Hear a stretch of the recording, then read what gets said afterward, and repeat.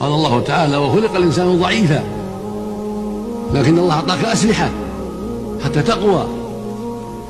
أعطاك الأسلحة التي بها يقوى قلبك، وهي طاعة الله والإكثار من ذكره والتفكر في عظمته وما له من الحق عليك، وأنك صائر إليه، وأنك مسؤول وربك نسألهم أجمعين ما كانوا يعملون، وأنك مستحق العقاب على سيئاتك وللثواب على طاعاتك. ففكر ولا تتبع الهوى فيضلك عن سبيل الله، واعلم أن الناس أمارة بالسوء إلا من رحم الله، فلا تجيبها إلى هواها. قال تعالى: وأما من خاف مقام ربه ونهى النفس عن الهوى فإن الجنة هي المأوى.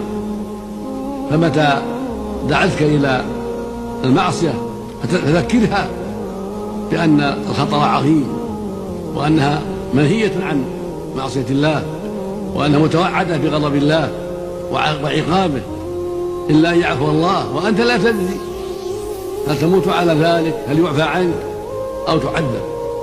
فجاهدها وذكرها واحذر مغبة التساهل، فإذا وفقت لهذا أعانك الله عليها وسلمت من شر هذه النفس.